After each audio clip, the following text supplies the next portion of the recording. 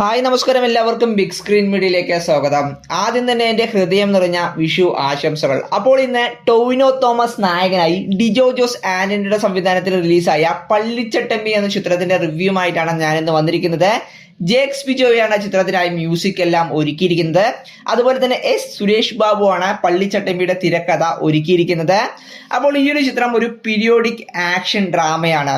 ടൊവിനോയെ കൂടാതെ കൈഡു ലൊഹർ, വിജയരാഘവൻ, അതുപോലെ തന്നെ അമീൻ ഗാംഗിലെ നിബ്രാസ് നൌഷാദ്, ബാബുരാജ്, ടി.ജി. രവി, സിദ്ദിഖ് തുടങ്ങി ഒരുപാട് താരങ്ങൾ അഭിനയിച്ചിട്ടുണ്ട്. അപ്പോൾ ഇന്ത്യക്ക് സ്വാതന്ത്ര്യം ലഭിച്ചതിനു ശേഷം കേരളത്തിൽ ആദ്യമായി ഭരിച്ച EMSന്റെ കാലത്ത് നടന്ന ഭൂപരിഷ്കരണ നിയമവും അതിനെതിരെയുള്ള വിമോചന സമരവുമാണ് ചിത്രത്തിന്റെ പ്രമേയം. അപ്പോൾ ഈ ഒരു ചിത്രത്തിന്റെ കഥ നടക്കുന്നത് കണിയാർ എന്ന ഗ്രാമത്തിലാണ്. ഈ ഒരു ഗ്രാമത്തിൽ കുടിയേറിയ ജനതയാണ് കൂടുതൽ താമസിക്കുന്നത്. അപ്പോൾ അവിടുത്തെ ക്രിസ്ത്യൻസിന്റെ പള്ളിഭൂമി ഭൂപരിഷ്കരണ നിയമം മൂലം നഷ്ടമാവുമെന്നൊരു സാഹചര്യം വരുമ്പോൾ കമ്മ്യൂണിസ്റ്റുകാർക്കെതിരെ പോരാടാൻ ഒരു ചട്ടമ്പി അവർക്ക് ആവശ്യമായിട്ട് വരുന്നു.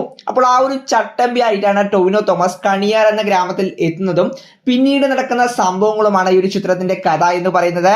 ശരിക്കും ആദ്യ പകുതി ഒരു ബിലോ ആവറേജ് ആയിട്ടാണ് എനിക്ക് ഫീൽ ചെയ്തത്.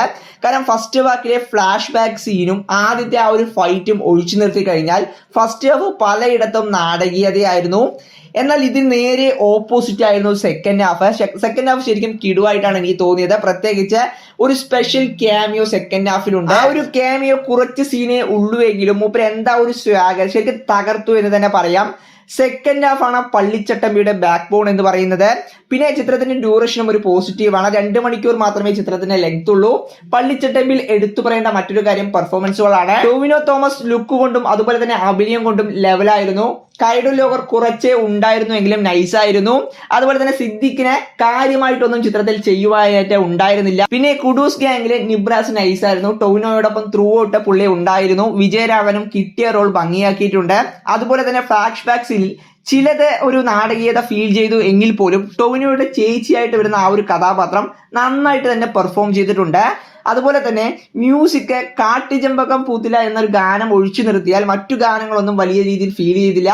നേരത്തെ പറഞ്ഞ പോലെ തന്നെ ഫസ്റ്റ് ഹാഫിൽ ജേക്സ് ബിജോയ്ക്ക് കാര്യമായിട്ട് തന്നെ ഒന്നും ചെയ്യുവാനായിട്ട് ഉണ്ടായിരുന്നില്ല. എന്നാൽ സെക്കൻഡ് ഹാഫിൽ അദ്ദേഹം കത്തിച്ചിട്ടുണ്ട്. BGM എല്ലാം സെക്കൻഡ് ഹാഫിൽ നൈസായിരുന്നു.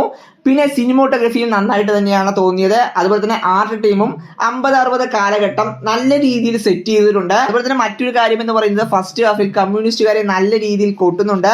എന്നാൽ ചിത്രം ഒരു കമ്മ്യൂണിസ്റ്റ് വിരുദ്ധ പടമല്ല. അത് ചിത്രം കണ്ടാൽ നമുക്ക് മനസ്സിലാകും. ഓവറോൾ ചിത്രം എങ്ങനെയുണ്ട് എന്ന് എന്നോട് ചോദിച്ചാൽ ആദ്യ പകുതി എന്നെ തീർത്തും നിരാശപ്പെടുത്തി.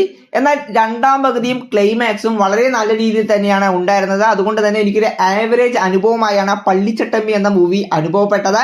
അപ്പോൾ ഈ ഒരു ചിത്രം നിങ്ങൾ കണ്ടിട്ടുണ്ട് എങ്കിൽ നിങ്ങളുടെ അഭിപ്രായം തീർച്ചയായും കമന്റ് ബോക്സിൽ ഒന്ന് രേഖപ്പെടുത്തുക. അപ്പോൾ ഇത്രയുള്ളൂ ഫ്രണ്ട്സ്. ഇതുപോലൊരു ഇൻട്രസ്റ്റിംഗ് ആയിട്ടൊരു വീഡിയോയുമായി കാണാം. ബൈ.